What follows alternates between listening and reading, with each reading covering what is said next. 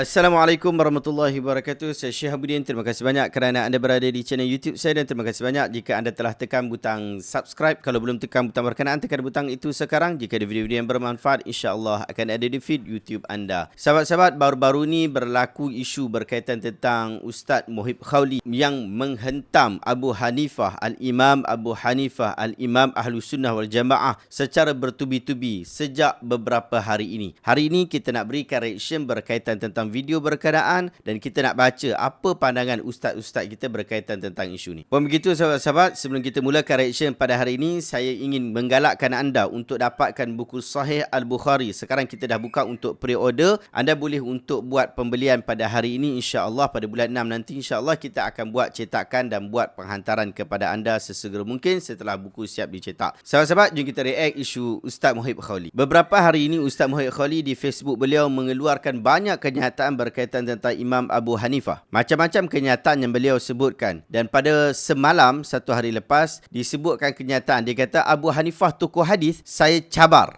Mana-mana orang yang belajar ilmu hadis, bagi saya satu hadis sahih atau hasan dalam sanadnya, ada nama Abu Hanifah sebagai perawi yang diterima. Satu hadis, ada berani. Ini cabaran daripada Ustaz Muhib Khawli satu hari lepas. Cuma masalahnya, dia tutup komen. Sehingga kalau kita tengok kat sini, hanya ada 5 orang saja yang komen. Padahal kita tahu ramai orang yang cuba untuk komen tetapi tidak masuk disebabkan dia telah tutup komen untuk orang-orang yang nak komen. Jadi bukan setakat orang lain tak boleh komen, saya sendiri pun tak boleh komen dekat sini. Jadi memang tak ada ruang komen dekat sini sahabat-sahabat, tak boleh nak komen. Dia dah bagi satu cabaran tetapi dia lepaskan macam tu saja. Tapi tak apa, kemudian tidak berapa lama selepas itu dia keluarkan satu lagi kenyataan yang cukup berbisa. Dia kata kalau ikut orang jahil dan golongan pentaksub, memang kitab-kitab ulama Al-Jarh wa Ta'dil dah kena buang semua dah dan tak boleh nak pakai dah kerana puak-puak jahil yang kononnya panggil diri mereka pembela sunnah, mereka nak sangat pertahankan Abu Hanifah. Sebab apa? Hanya sebab dia ulama terkenal dan ramai pengikut dia. Di manakah ilmu hadis yang puak-puak ni belajar selama ni? Di mana nak letakkan kaedah bernas yang ulama hadis atau ulama jarah wa ta'dil dah susun dengan begitu cantik dan teratur? Kitab Al-Jarh wa Ta'dil yang dikarang oleh ulama hebat seperti Abu Ja'far Al-Unqaili, Ibn Adi, Imam Bukhari, Imam Abu Hatim Ar-Razi, semua kitab-kitab sangat penting ini sudah tidak lagi boleh dipakai dah bagi golongan jahil dan pentaksub buta tuli. Sebab apa?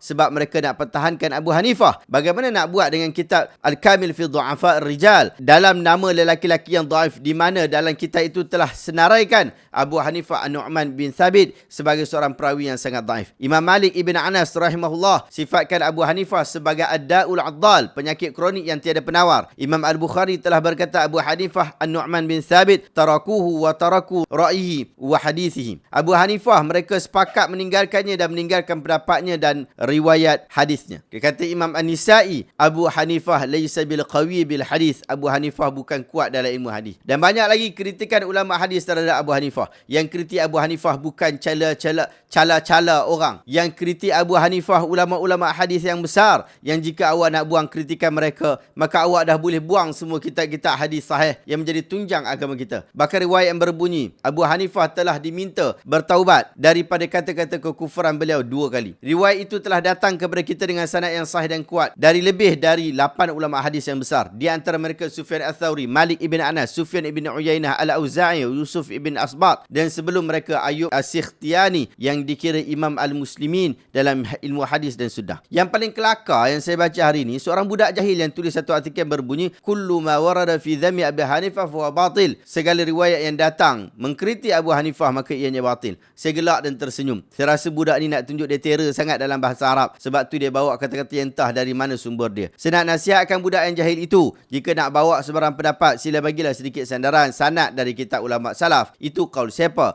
Imam manakah yang kata semua riwayat yang kritik Abu Hanifah semua batil? Ke saja awak kutip perkataan itu sebab rasa bunyinya sedap? Ustaz Muhib sungguh saya tersenyum. Kesian budak tu. Saya jawab, jika semua riwayat sahih yang saya nukilkan dari kitab-kitab salaf awak nak terus buang, maka saya boleh katakan kepada orang jahil yang tak kerti apa yang dia tulis, bersedialah untuk buang kitab-kitab seperti Fiqh As-Sunnah Imam Ahmad dan seumpama dengannya. Dia bagilah kitab-kitab padu-padu ni. Banyak lagi kitab-kitab salaf yang hampa nak kena buang dan campak jauh-jauh jika kamu nak terus ikut perasaan bila pertahankan Abu Hanifah. Ilmu jarah wa ta'dil pun dah tidak boleh pakai jika sampai kepada nama Abu Hanifah. Sedangkan jika kita nak tahu kedudukan satu riwayat hadis sama ada sahih ataupun dhaif, kita tetap rujuk pada kitab-kitab tersebut. Kalau tidak, habis habis kucalana semua riwayat yang kita nak beramal atau nak tahu halal dan haram. Moga kalian yang sungguh bersemangat nak pertahan Abu Hanifah, belajar dulu mengenai gila Abu Hanifah. Gila dia ni. Gila ya ni.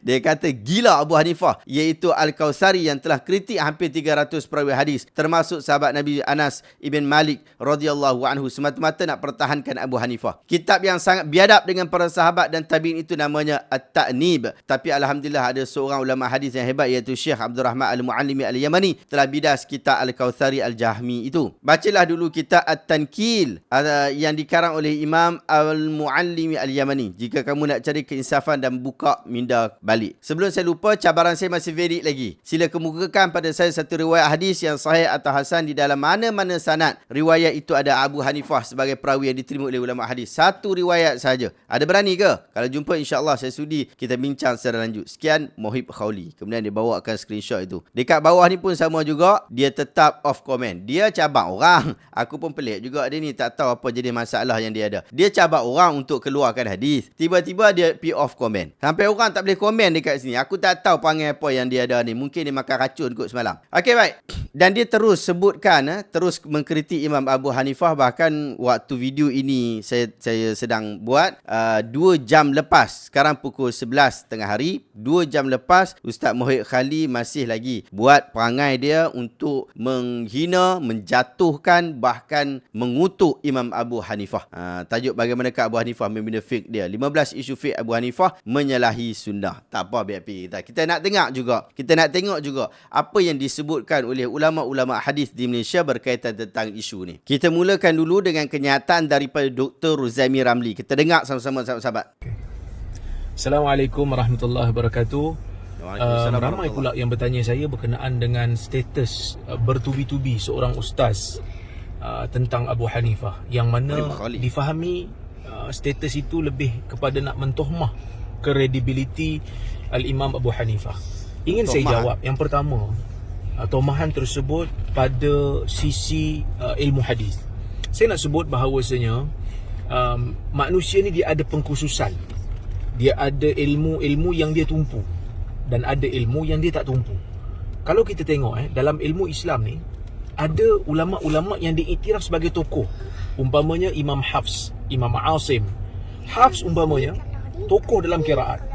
Al-Imam Asim tokoh dalam qiraat. Tetapi Hafs dalam ilmu hadis dikritik hebat oleh para muhaddisin. Begitu juga dengan Imam Asim. Dia sebahagian ulama hadis mengkritik kerana bukan tumpuan mereka dalam hadis, tetapi mereka tetap imam dalam qiraat. Kalau itu kritikan dalam hadis penyebab kepada kita nak tolak seseorang tokoh, maka kita tak boleh baca Quran dengan qiraat yang kita baca sekarang. Kerana mereka berdua telah dikritik dalam ilmu hadis, tetapi kita tetap mengiktiraf keilmuan mereka kerana mereka tokoh dalam bidang masing-masing. Maka sebab itu kita membaca Quran dengan qiraat Hafs. Sama juga macam Abu Hanifah. Dia dikritik dalam bidang hadis, tetapi dia tetap diiktiraf dalam bidang fiqh. Umpamanya Imam Syafi'i rahimahullah mengatakan an-nas iyal ala fiqh Abi Hanifah. Yang bermaksud manusia ini sangat-sangat memerlukan fiqh Abu Hanifah. Al-Imam Zahabi umpamanya mengatakan bahawasanya ketokohan Abu Hanifah dalam fiqh dan juga di dalam pendetilan fiqh, seni-seni fiqh, memang diserahkan kepada Abu Hanifah dan tidak ada syak lagi padanya. Itu yang pertama. Yang kedua, berkenaan dengan kesilapan-kesilapan di dalam furu' akidah ataupun di dalam perkara-perkara akidah. Saya nak sebut di sini, Imam Abu Hanifah merupakan tokoh yang besar. Ibn Taymiyah menulis Abu Hanifah sebagai tokoh besar sekali dengan Al-Imam Malik, Imam Syafi'i dan juga Imam Ahmad bin Hanbal.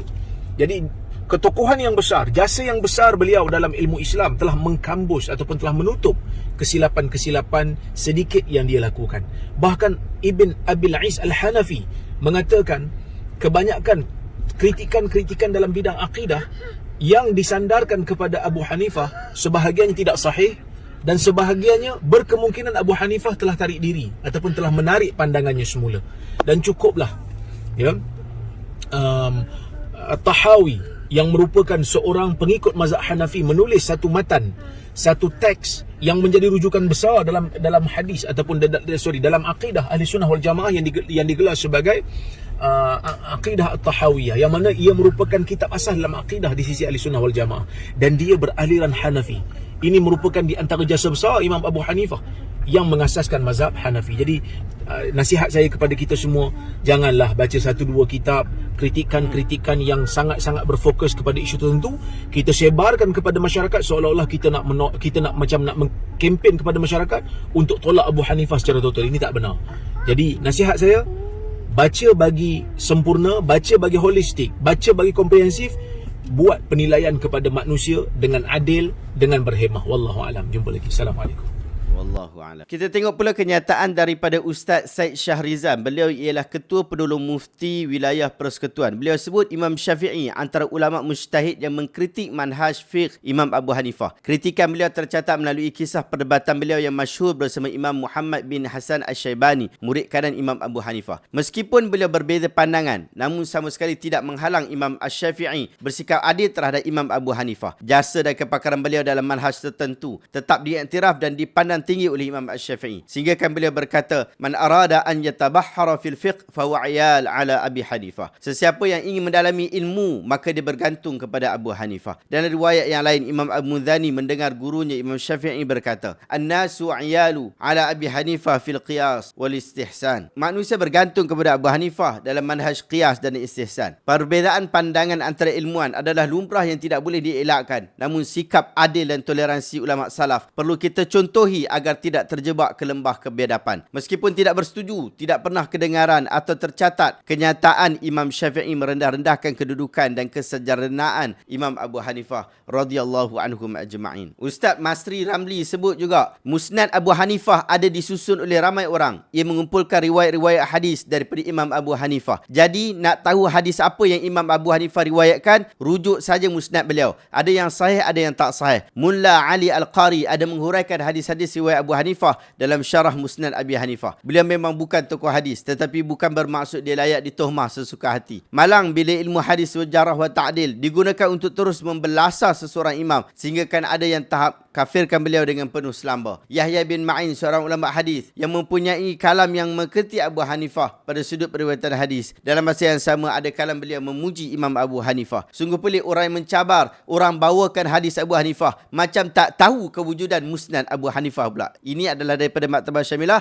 kitab Syarah Musnad Abi Hanifah. Kemudian Hurjunul Ali, iaitu Ustaz Wanji Wan Husin. Dia sebut, dia kata, ada seorang Wahabi Syria duduk di Malaysia, cabar bawakan satu hadis yang Imam Abu Hanifah riwayatkan. Bukan sekadar satu, sebenarnya banyak boleh bawakan. Bahkan sekali dengan mutaba'ah sekali dan iktibar sekali. Tengok kitab ini. Lepas tu cari nama Abu Hanifah dalam Musnad ini. Ini adalah kitab Al-Mawsu'ah Al-Hadithiyah, jilid yang ke-15. Apa disebut dekat sini? Akhbarana Ahmad bin Muhammad bin Sa'id, haddathana Abdul Wahid bin Hamad bin Al-Harith Al-Khajandi, haddathana Abi, haddathana An-Nadhar bin Muhammad an Abi Hanifah, an Alqamah bin Marthad, an Abi Buraidah, an Abihi, qala Rasulullah sallallahu alaihi wasallam, ad-dalu 'ala al-khairi kafa'ilihi. Dalam riwayat ini ada nama Imam Abu Hanifah. Kalau anda perasan di situ, sebelum Alqamah bin Marthad, iaitu Abu Hanifah. Itu nama Abu Hanifah dalam hadis. Ustaz Muhyiddin Khalil, kalau tak tahu jangan buat pandai-pandai Ustaz.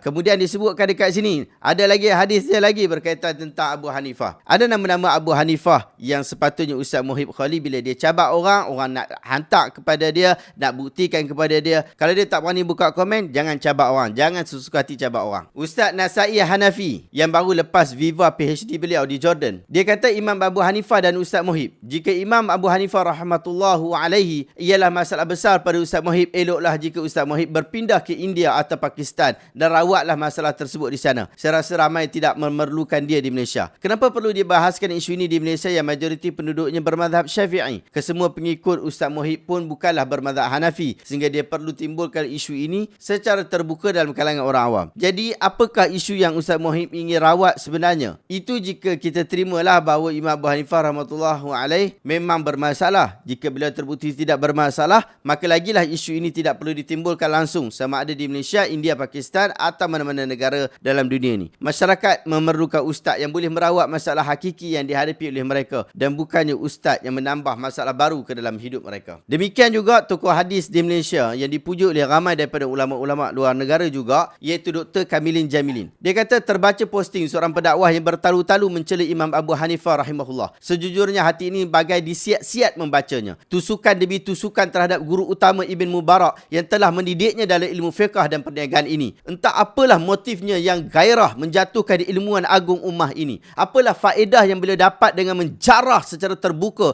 dan agresif di medsosnya. Adakah beliau teringin benar untuk meruntuhkan mazhab besar umat Islam ini? Saya tak ingin menjawab nukilan-nukilan negatif yang beliau bawa dan rasa tidak wajar pun untuk membalas panjang lebar di media sosial yang bukan medannya ini. Perbahasan mengenainya telah banyak dihurai dan dianalisis secara tuntas dalam pelbagai penulisan akademik. Saya boleh senaraikan tidak kurang daripada 10 kajian ilmiah khusus mengenai Imam Abu Hanifah yang menyanggah pelbagai tuduhan dan dakwaan tersebut. Paling tidak, bacalah biografi Imam Abu Hanifah yang ditulis secara meluas oleh pakar sejarawan Islam seperti Al-Mizzi, Al-Zahabi dan lain-lain. Bacalah karya hebat Raf'ul Malam 'Anil A'immatil A'lam karangan Ibn Taymiyah yang membela para imam yang hebat ini. Buku yang Dr. Kamili maksudkan adalah buku ini, iaitu buku Raf'ul Malam 'Anil A'immatil A'lam yang kita dah terjemahkan bertajuk Mengapa Ulama Berselisih di dalam bahasa Melayu Malaysia. Kalaulah pengikut-pengikut Ustaz Muhib Khawli yang ramai tak erti bahasa Arab tu yang nak tahu berkaitan tentang perselisihan berkenaan, Dr. Kamilin Jamilin cadangkan untuk baca Raf'ul Malam 'Anil A'immatil A'lam. Ini dalam buku bahasa Melayu Malaysia, terjemahan bahasa Melayu Malaysia. Anda boleh dapatkan buku ni, ada versi e-book untuk buku ni, anda boleh tengok dekat link yang saya letak dekat bawah. Belajarlah daripada hikmah dan keinsafan Al-Hafiz Al-Zahabi ketika membicarakan tentang tokoh ummah yang pastinya tidak terlepas daripada kekurangan. Pepatah fiqh mengatakan jika kuantiti air mencecah 2 kolah, maka ia tidak membawa najis. Kemudian datang pula kita yang ilmunya tidak mencecah walau segayung air ini, cuba untuk meranapkan lautan ilmu dan kebaikan Imam Abu Hanifah. Wahai saudara, jangan gunakan nama ilmu jarh wa ta'dil yang mulia untuk menghalalkan perbuatan kamu. Bertahun-tahun lamanya diriku bergelumang dalam dunia perawi, mengkaji tentang bicara pujian dan kritikan para tokohnya. Wallahi, ilmu jarh wa ta'dil telah mendidik diri ini untuk berhati-hati, cermat dan sangat risau dalam memperkatakan perihal orang lain. Apatah lagi tokoh yang besar jasanya terhadap ilmu dan agama. Bila kita beria-ia ingin menjatuhkan insan yang Allah anugerahkan penerimaannya di seluruh dunia sejak zaman berzaman, semaklah hati kita, kerana itu petanda dalam diri ada penyakit yang sangat berat. Bak kata Imam Al-Khuraibi, tiada orang yang ingin menjatuhkan Abu Hanifah melainkan dia seorang yang dengki atau jahil. Tapi begitulah sikap manusia yang mudah menaruh prasangka terhadap saudaranya. Sekali ditemui ruang untuk menjatuhkannya, terus dijadikan peluru untuk menembaknya, sedangkan dia sendiri belum pasti dan tahu segalanya tentang saudaranya itu. Sedangkan di sebalik pengetahuannya ada alasannya, ada konteksnya dan ada perkara yang kita tidak tahu hakikatnya. Ittaqillah fi a'radil ulama wan nas. Dr. Kamilin Jamilin. Sebenarnya sahabat-sahabat, saya ada banyak lagi postingan-postingan daripada rakan-rakan kita, ustaz-ustaz kita, ulama-ulama kita yang di Malaysia ini yang mengkritik kenyataan daripada Ustaz Muhib Khawli. Tetapi cukuplah sekadar itu untuk memberikan ringkasan terhadap perkara ini, iaitu Imam Abu Hanifah termasuk dalam kalangan ulama ahlu sunnah wal jamaah yang kita sangat hormati, yang kita sangat sayang. Tetapi mungkin berlaku kesilapan-kesilapan, itu perkara biasa yang telah diselesaikan oleh para ulama. Bahkan baca buku yang dicadangkan oleh Dr. Kamilin Jamilin ini, iaitu buku Raf'ul Malam 'Anil A'immatil A'lam, anda boleh tahu pasal apa ulama ini berselisih pendapat di dalam fiqh, perbahasan di dalam akidah, perbahasan di dalam hadis. Kenapa mereka boleh berselisih pendapat padahal mereka ini adalah tokoh-tokoh? Lihatlah kenyataan-kenyataan yang ditulis oleh para ulama. Janganlah kita melampau di dalam bab ini sehingga akhirnya kita berusaha untuk menjatuhkan seseorang seperti mana yang dilakukan oleh Ustaz Muhib Khawli.